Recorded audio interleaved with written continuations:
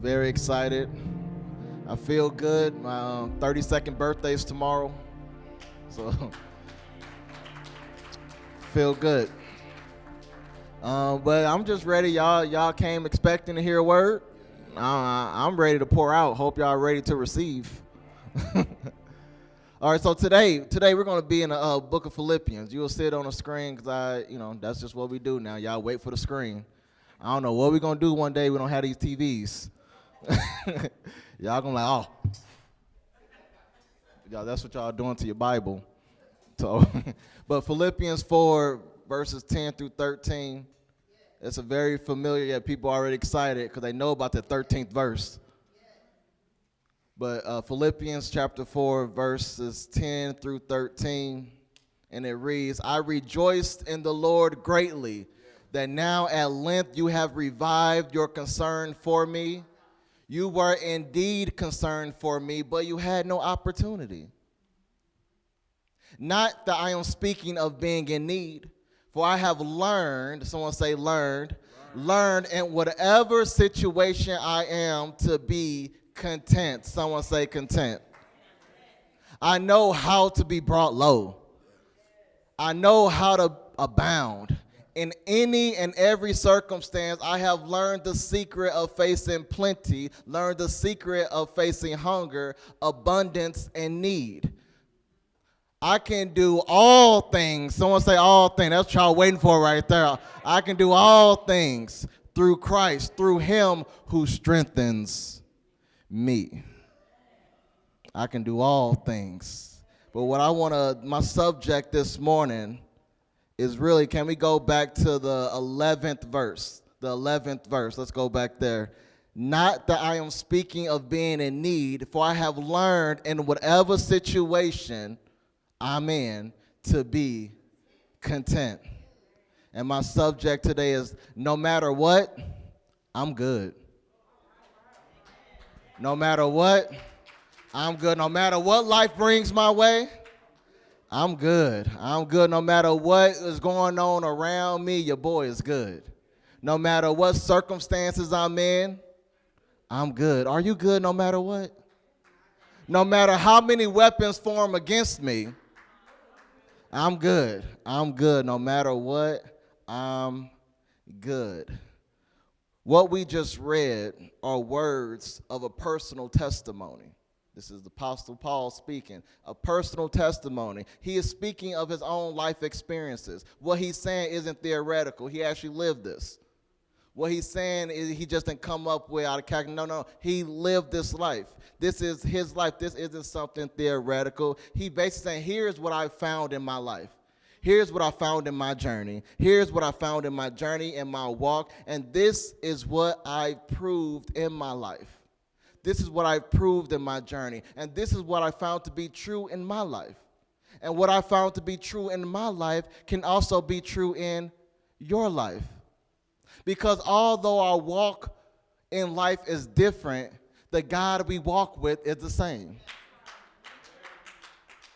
Although we walk a different path in life, the God we walk with is the same. So Apostle Paul is basically saying, what I found to be true for me can also be true for you, because we serve the same God. The same God. The God I serve, the God that I walked with, he is Jehovah Jireh. He is the God that provides. And the same God that provides for me is the same God that provides for you. Doesn't that feel good to know that? That the God that Apostle Paul is the root of his testimony is the same God that can be a part of your testimony. Because we serve the same God. And if he can be the provider of my life, that means he can be the provider of your life. So the same God that was with Paul back then is the same God that's with you today. Consistency. How many of you love consistency? Ladies, how many of you love a consistent man? Look at him. Yes, I've been looking for one. Consistency, we love consistency. Like consistency, when I was watching, I watch a lot of ESPN basketball and all that stuff, and they talk about how consistent these athletes be.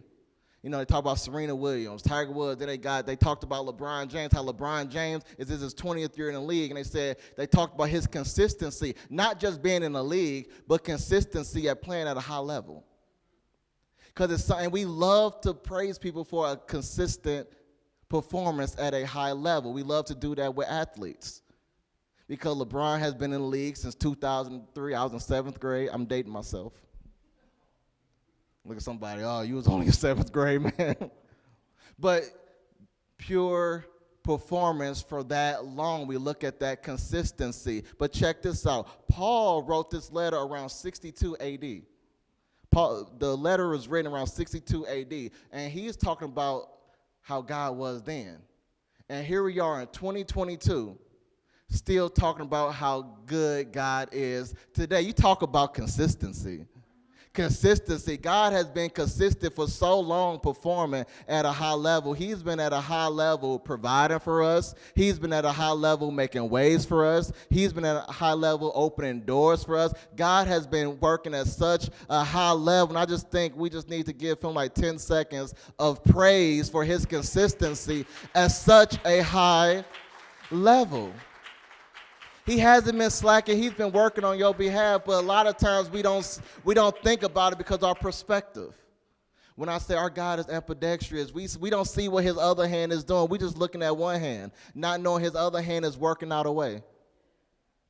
His other hand is doing something, but we don't see it. But he has been consistent for so long, and that's why one thing I love to say is that's why we should not hate on other people's blessings.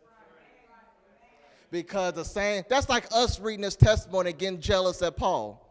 Like, oh man, I wish I had a God. You do. That's the same God that was with Paul is the same God that's with you. The same God that's been providing for Paul that when he can be good no matter what, is the same God that you can be good with no matter what. That's why we shouldn't hate. God don't run out of blessings. People act like God run out of blessings, like it's going to be a heaven shutdown because no more blessings available. Ain't like we just got to wait for next year. Like, no, God got blessings for you. And that's why we should not be jealous at other people's deliverance. We shouldn't be jealous at other people's breakthrough. We shouldn't be jealous at other people's blessing. We should be applauding them. We should be rooting for them. We should be thanking God for, look at them. Look at them. Look at them. Look at what God is doing in their life. And we should be inspired by it. We should be motivated by it, knowing that, hey, if God can do it for them, it's coming my way. If God can do it for them, he can do it for me. He can do it for me. And we sit there, we complain, we hate on other people's blessings. We hate on other people. Oh, I don't know why they got that job. Look. The same God that opened that door for them is the same God that can open the door for you. So that's why we should constantly, as believers, we should be constantly rooting for us. We y'all team Jesus, right? Right? So we should be rooting for other people. Like today is Baptism Sunday. We should be rooting, like thanking God, look what God is doing. Because that's what it's all about. But we get so jealous. People in the church jealous at one another. And we serve the same God. We should be cheering for those believers out there. We should be teammates of one another. Look at you getting a job. Look at you getting blessed. Look at you getting that house. Look at you getting what you've been praying for. Look at that breakthrough. But in this testimony, and when Paul is doing his testimony is grounded in the word that a lot of us don't like to hear. A word that we don't like to hear because it goes against our nature. And that word is content. We believe content is a bad thing.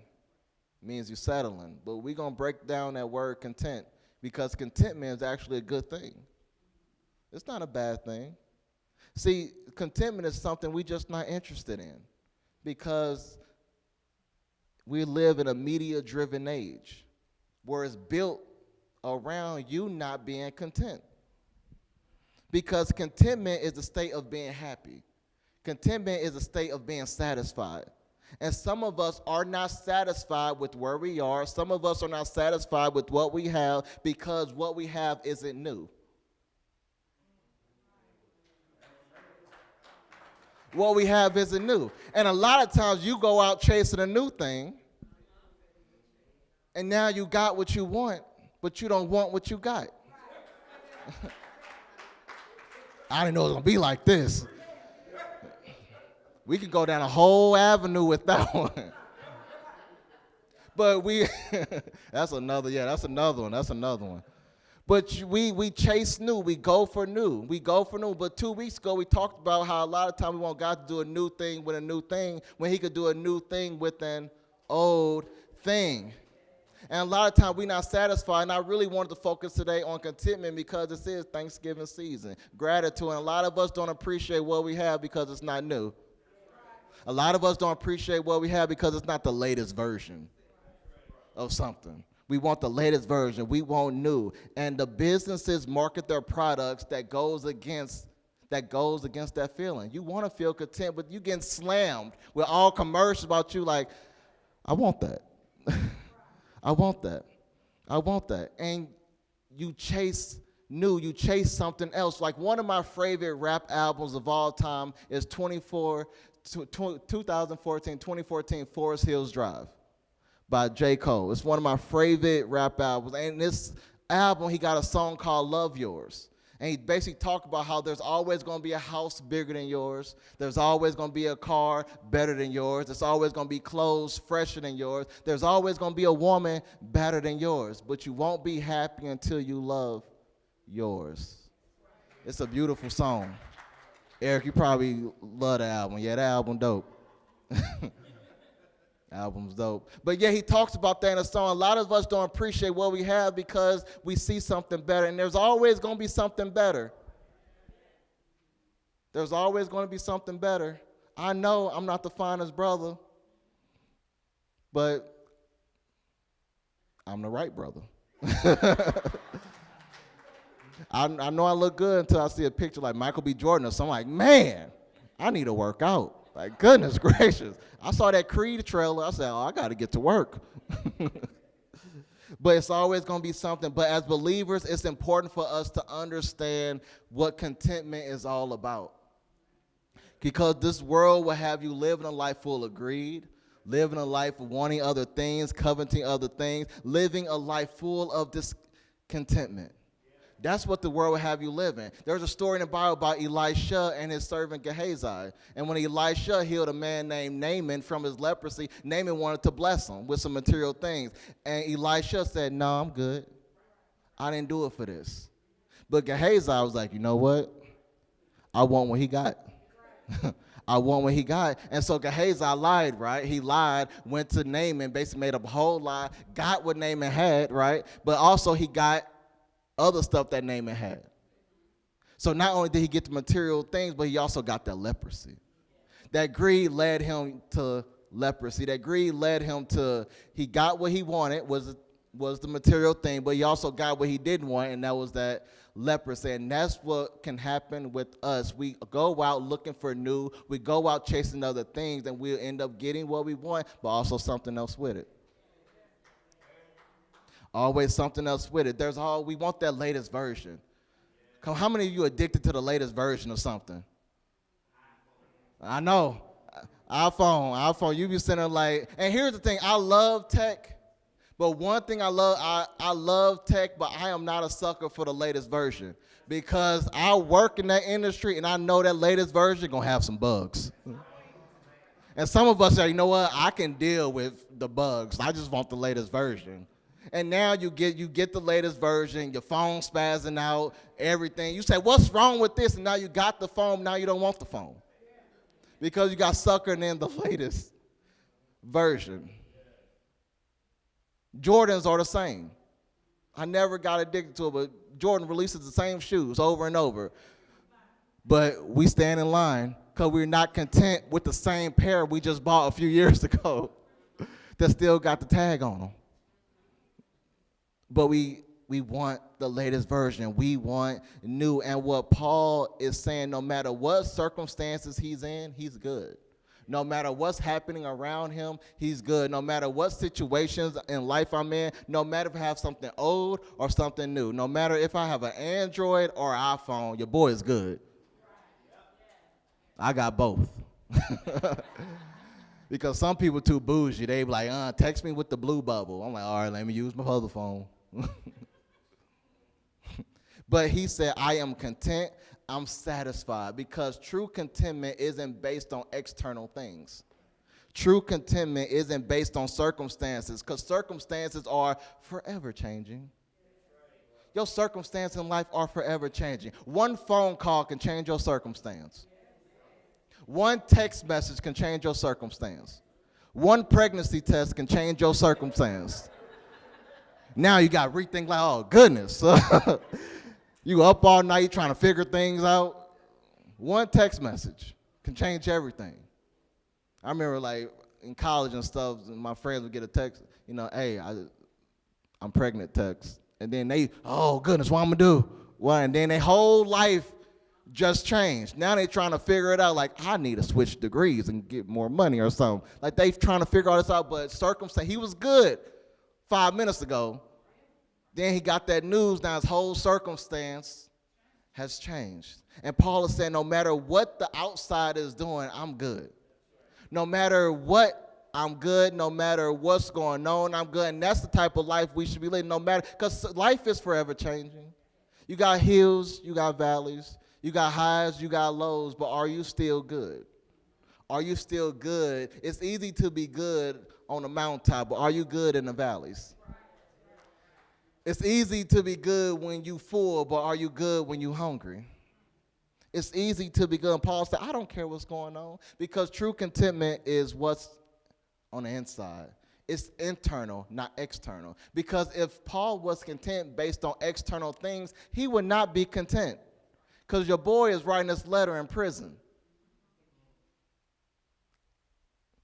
He's in prison. He's locked up talking about be content. That don't sound right to me. I'm in prison. I'm not writing no letter saying I'm good no matter what. I'm like, your boy not doing so well. I smile too much for prison. Things are going south.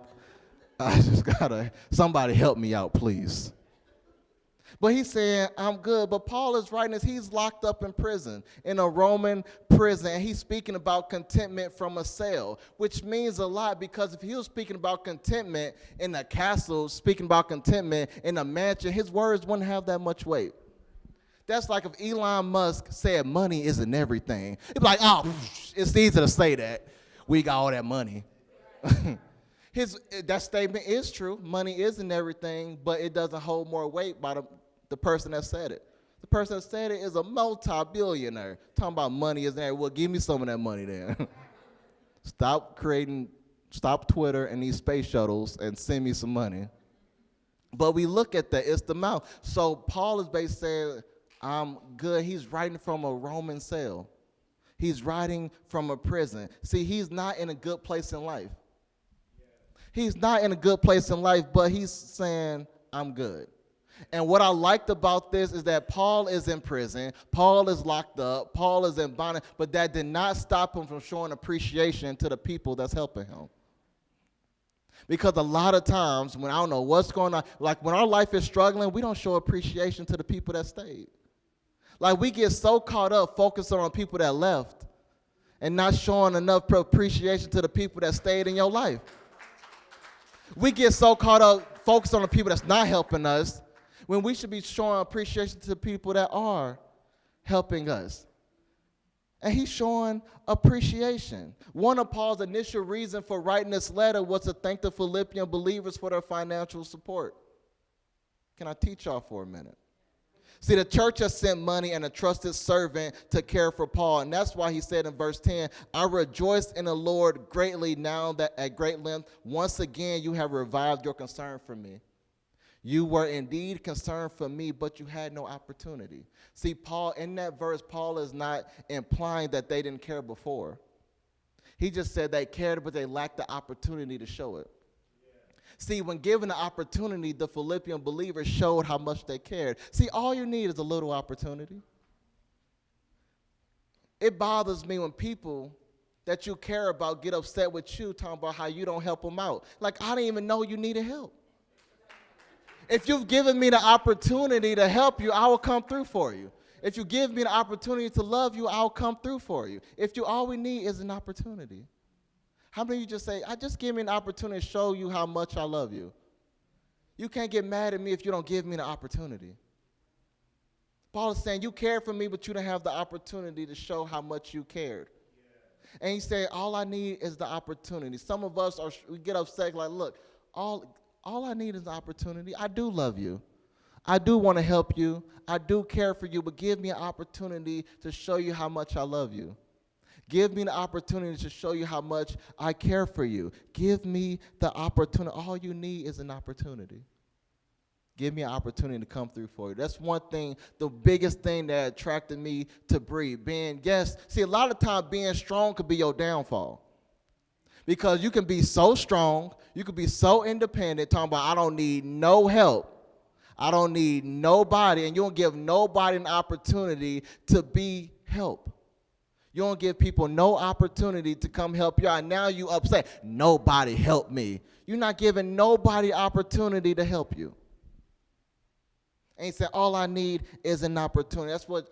That's what attracted me to Bree. Bree was strong, single mother, independent, doing the thing, but she gave me opportunities where I can fit in. Gave me an opportunity. And some of us just need an opportunity. There's a quote by Ian K. Smith that said, women want to feel wanted, and men want to feel needed. Women need to feel wanted, and men want to feel needed. Basically saying you need to give someone an opportunity to feel needed. If you talk about how much you don't need somebody, that's not helping you out. I know it's probably cute to say, like, I don't need nobody. Everybody needs some help. Everybody needs somebody. You need some type of help.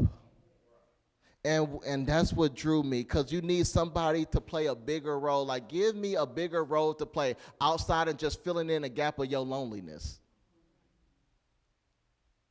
Someone say help.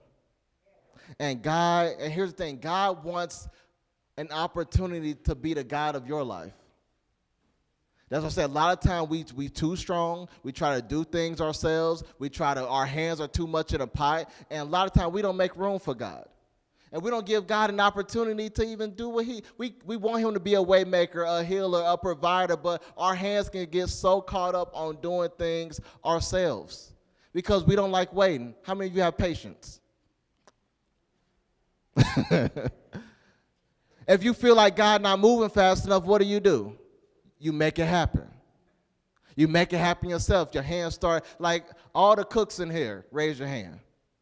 All those who like to cook. If somebody come in and in the kitchen with you and starting helping you out, you get an attitude, don't you? Like, no, I got this. I got this. And that's what God is trying to say. Like, God is trying to jump in, but you got your hand in trying to do something. God, like, I got this. I got this. Be still, chill, know that I'm God, and I got this. Give me an opportunity to be the God of your life. Give me the opportunity to provide for you. Give me the opportunity to work on your behalf, but you're doing all the working. You're doing all the working. All God needs is an opportunity. We need to just let go and let God do what he said he gonna do. Let go. I don't know who needs to hear this right now, but you need to just let go. Let go. I know you hands-on.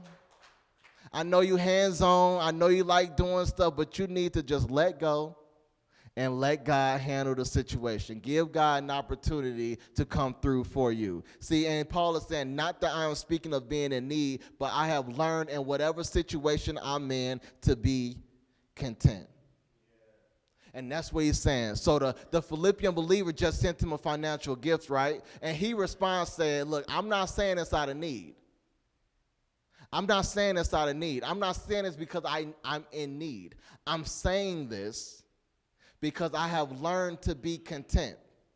I've learned can be content. He is in prison, so he is in a time of great need. But he's saying your boy is good. No matter what, I appreciate the help, but your boy is good. Your boy is good, because here's the one thing. The Greek definition of content is self-sufficient, self-reliant, and self-satisfaction. So to be content is self-sufficiency that grows out of trust in Christ. So contentment is tied to trust. So if you truly trust God, you should be content. And so Paul is saying, look, I know I'm locked up, but I'm trusting him. Are you willing to trust God in your time of need? Are you willing to trust God when you don't know what's going on around you? You're just so confused in life. Are you willing to trust God? He's trusting God in a prison. How many of you can trust God at your lowest moments of life? No matter if I'm in prison or the pit, I'm going to trust him. Because our trust shouldn't be based on external things. Our trust should be based in our relationship with God. And I don't know who needs to hear it, but you need to just trust God. Trust God. I know it don't look good right now. I bet you it didn't look good when Paul's in prison, but he's trusting him. He's saying, in whatever situation life brings my way, I'm content. Because that content is tied to trust. So true contentment is tied to our trust in the Lord. Because when we don't trust God, we don't trust that he's going to come through for us. We don't trust that he's going to make a way and do what he say he's going to do. We like to sing about it, but do we really believe those words? When they were just singing Waymaker, do you truly believe those words? Or is it just good to sing alone? Do you trust him? Paul is able to feel this way in prison because he trusted God. The prison didn't affect his trust. And I'm here to tell you, your external things shouldn't affect your trust. What's happening around you shouldn't affect your trust in God. Because the same God that's with Paul in prison is the same God that's with you. No matter where you are in life, no matter how far God still got you.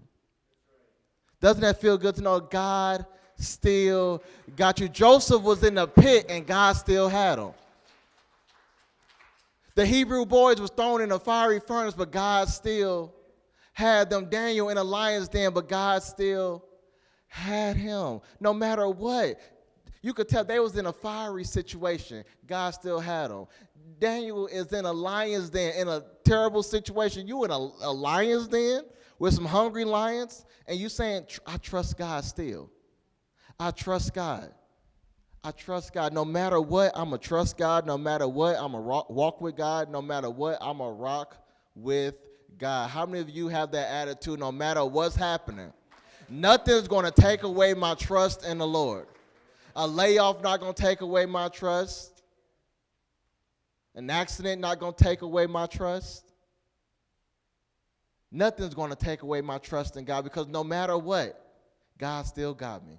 Because all things work together for my good. And one thing about it, contentment is for our good.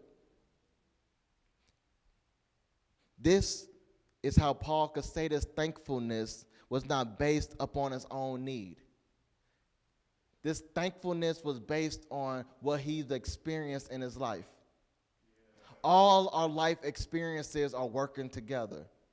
The good experiences and the bad experiences are working together. This is how Paul was able to learn contentment. See, you wouldn't learn contentment with all good experiences. True contentment is learned when you mix in those bad experiences with those true experiences. And now you're like, look, he said, I know how to be brought low. I know how to be hungry. I know how to be full, and I'm good. I know how, see, if we don't know how to be brought low, if we don't know how to be reduced, if we don't know how to be reduced to something like we don't like, what's going on? Like Gideon, being reduced, that don't make sense to us, but it was working for his good. A lot of times we don't see that although it looked bad to us, it's working for our good, because God sees what we don't see. Say this all the time. We see the snapshot, But God sees the big picture. And that bad experience, as much you don't like it, as much as Paul didn't like prison, it was working out for Paul didn't like having a thorn in his side. And he pleaded to God, 3 times? And God just said, my grace is sufficient. He pleaded 3 times. I know that was uncomfortable. Paul was in an uncomfortable situation. I can't imagine, I can't even handle a splinter. But a thorn inside, and 3 times God didn't remove it. He learned how to be content in whatever situation he's in. But here's the thing. Contentment does not mean that you're indifferent about your circumstances. Contentment does not mean you're indifferent. Contentment does not mean that you give up trying to make things better. And that's what messes us up about contentment, because we have a false definition that contentment means that you're just indifferent. You don't care. You're good. You're not trying to get better. It is not throwing up your hands, whatever will be, will be. That's not contentment. Paul said, I learned how to be content. He did not say I learned how to be complacent. That's the difference. There's a thin line between contentment and complacency. Because a lot of us think we're content, but we really are complacent. You think you're content, but you're really complacent. Let me break it down for y'all. There's a thin line between content and being complacent. See, contentment is like I'm happy with where I am, but I can be better. Complacency is like I'm happy with what I am, and I'm good. I'm not trying to get better. I'm good with how things are. I'm not looking for betterment. I'm not trying to increase. I am satisfied. Both of them deal with satisfaction, but one deals with satisfaction knowing that I can still get better. And the other satisfaction that I'm good. I'm good. That's it. Ain't nothing else. I'm good. There's a thin line between contentment and complacency. Contentment is saying, look, I'm aware of my strengths and weaknesses, and I'm motivated to grow. You know what you need to grow in. You're aware of your strength. You're aware of your weaknesses. And like, look, I'm going to turn my weaknesses into strength. I'm always about continuous improvement. Complacency is like, I know what I need to improve on, and I'm not going to do it. You see that a lot in relationships. They complacent. They know what they know what they need to become a better husband. They know what they need to become a better wife. They know what they need to become a better partner, and they're not doing it. They're complacent. Saying, I'm content. No, brother. You complacent, my friend. You are complacent. And then basically contentment is, look, you notice your shortcomings and you're motivated to get over them. Complacency is you're aware of your shortcomings and you're not motivated. You basically have, it is what it is. It is what it is mentality. It is what it is. And here's the one that hits us right here. Contentment is you read God's word and you make changes. You read God's word and you make changes based on God's word. You improve your life based on God's word. Complacency, you read God's words and be like, that ain't for me. I don't need to make no changes. But it's all about continuous improvements. Because how many of us in this room are perfect? Nobody. So we should all be wanting to improve. And some of us have been in church for a very long time and have not improved. We have become complacent in our spiritual lives. Yeah. Talking about I'm content. No. Yeah, you should be satisfied where you are. Like, I'm satisfied where I am, but I know I'm excited about growth. Yeah. I'm excited. I love growth. But being complacent, like, look, you know what you need to do. You know you've been having the same level of faith, same spiritual life. You ain't even try to get better. You're the same like you was in 2010. Here we are 12 years later, you're exactly the same. Oh, this is just the way God made me. No, you're not trying to get better. People love saying this is the way God designed me. No, you need to get better. We all can get better. God made me this way. Yeah, okay, but you should still get better. Nothing wrong with bettering yourself. You know that, fam. None's wrong with bettering yourself. And he's saying but there's no improvements, and this is your spiritual life. Let me tell you something. I heard a pastor say this, and I said, ooh, I love this. I can't wait to tell Christ Temple Family Church on Sunday. He basically said when it comes to, he talked about betterment. He talked about how as Christians we should want to become better. And he said, yes, God is enough, but Sundays are not. He said a lot of us just wait for Sunday. Pastor Nick only do so much. And then y'all be like, cool, I'm good for the week. I'll come back next week. Like, no, a week is long when you're going through some stuff. A week is long, and you should be like, no, you need God every day.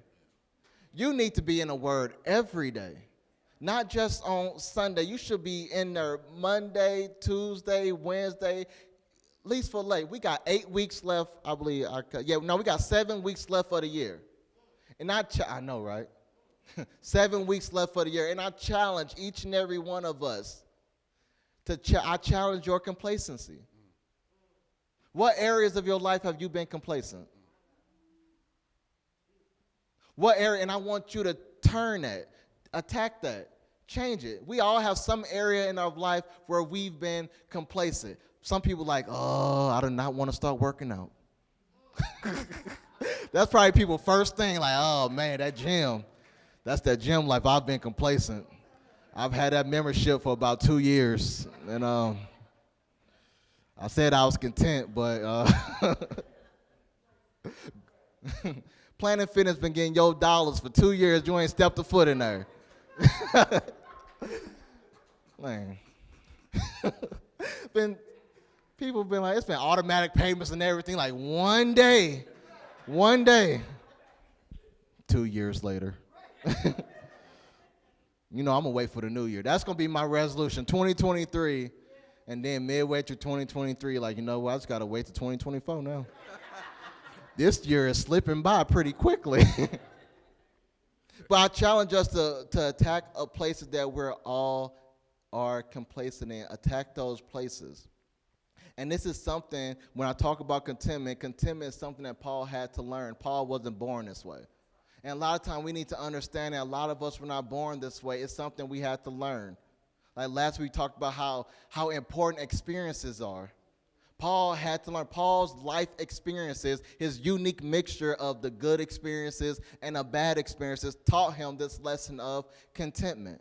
Because experiences, that's what they do. It teaches you. When you're going through something like, God, what are you trying to teach me? What you trying to teach me? Because a lot of us don't know, but we're in a lesson, and we got to understand what the lesson is. God is teaching you something, no matter what you're going through. And Paul is saying, check this out. Like I said before, what I'm feeling is not theoretical. My life experiences taught me this. This is something I had to learn. And when you're learning something, you're growing. You're trying to get a better understanding. He had to grow into this person. See, a lot of time we look at the final result. We look at the final result of things and we don't see the growth. We don't see the growth. See this all the time. When I was doing comedy heavily back then in Kansas City, and now I see all these seasoned headliners come through. I'm like, man, they are killing it. But I'm looking at the final result. I didn't see none of the growth. And that's why I love reading people's success stories. When I was reading Kevin Hart's success story, and I saw that, man, this dude had to do a lot of growing to get where he's at. Not just being funny, but also business-wise, because he had testimony talking how he blew a lot of money. Now he appreciates money much more, and this brother making a lot of money. Him and The Rock and everything.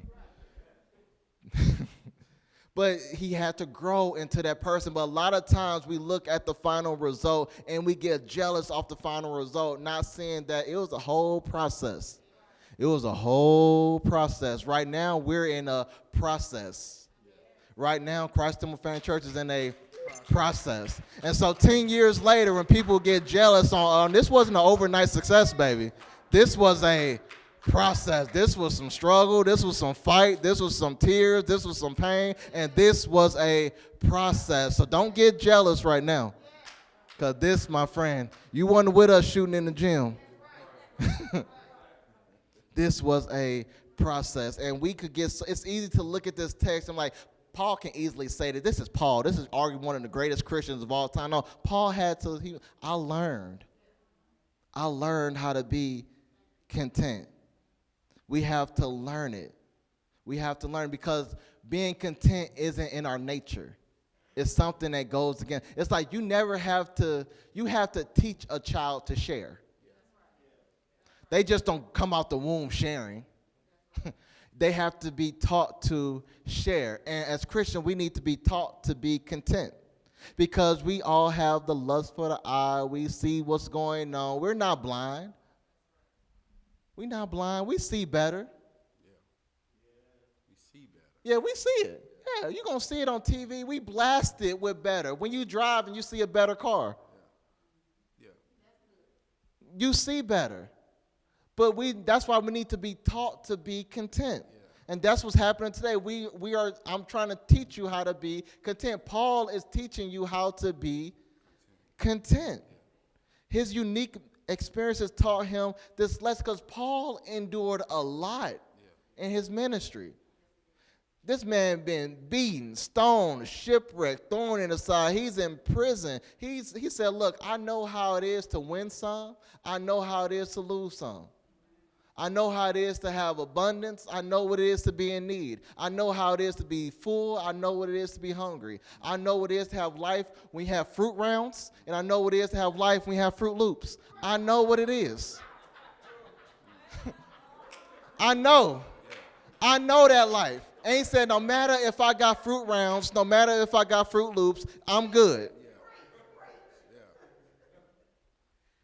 No matter if I have to shop at Aldi, no matter if I have to shop at Whole Foods, I'm good. Help us, yes. Yeah, nothing wrong with Aldi. I love Aldi's. But people that shop at Whole Foods act like they too bougie. Oh, I got this from Whole Foods. Shut up. Okay. I went to Aldi. Nothing wrong. That's why I got all these quarters in my car, so I can be ready. But he's saying, look, I know what it is. I know what it is, no matter if I'm being multiplied in life or no matter if God is reducing me, because we're all going to experience a season of reduction, a season of shrinkage, because God will always use something to get something out of you. And it's not going to be all good experiences. Paul did not have all good experiences. And he's saying no matter what, no matter if I'm not in prison, no matter if I am in prison. And we need to have that same mindset. No matter if I'm in a pit or at Potiphar's house, I'm good. Yes. No matter what's going on, no matter if life throws, no matter how many weapons formed against me, I'm good. Because like the text said, the weapon might form, but it won't prosper. So I'm good. Shoot those arrows. No matter how many arrows Saul throws at me, your boy is good. No matter what's going on. No matter what's going on. Because no matter what's going on, I'm good. Someone say I'm good. I'm good. I'm good. I'm satisfied. I'm content. You know why? Because I can do all things through Christ who strengthens me. I can do all things. So Paul's ability to be content as all things was achieved with Christ. So that's how he was able to be content. See, we love to say Philippians 4:13. We love to quote Philippians 4:13, but we really quote it out of context. Yeah. Because we quote it like, I can do all things. I can triumph over anything. But this verse is really about contentment. Yeah. Some people are like, what? Yes, Paul is saying, I know what it is to live life in need. I know what it is to live life full. I can do all things. I can do a blessed life. I can do a life in prison. I can do a life struggling. I can do a life in overachievement, because I can do all things. Yes. All things through Christ, So contentment is achieved through Christ. Because contentment is our trust in God. Contentment is about God's provision, God providing for us, knowing that no matter what's going on, God is going to come through on my behalf. Preach. I can do all things through Christ, but we like to quote it out of context, but it's really about contentment, baby. It's really about contentment. You didn't know this whole time. Your discontent self is quoting this scripture. I can do all things through Christ who strengthens me. Oh man, I want better. Like, wait a second, that don't go together. Yeah. But I can do all things through Christ. Paul is saying all this type of feeling isn't theoretical. This type of feeling came from my life experiences. And what's true for me is I can do all things through Christ who strengthens me. And that same type of mindset can be true for you. You can do all things through Christ who strengthens you. And as I close, I want to say Paul was able to handle the fluctuations of life because of the strength of the Lord. And that's why we should live life on the basis of our position in the Lord and not on feelings. And not on feelings. Contentment, yes, our feelings are forever changing. So if our contentment is based on how we feel on the outside, it's not going to happen. Contentment should be how you feel on the inside. It's an inside thing. It's an inside thing. Contentment is about your heart. How's your heart posture? How's your heart when you're going through hard times? How's your heart when you don't have new? When everybody around you have new, how's your heart? And contentment is not only desirable, but contentment is truly containable. And he grew in his contentment over time. It did not come quickly. It did not come easily, but there was growth and there was progress for him. In the same way Paul had to grow, Paul had to learn to be content, is the same way we need to grow and learn how to be content. And that's focusing on God's provision. Focus on your trust in the Lord. Not allowing external things to control how you feel on the inside. No matter what, someone say, no matter what, I'm good. I'm good. That's all. If you receive that word, make some noise. If you receive that word,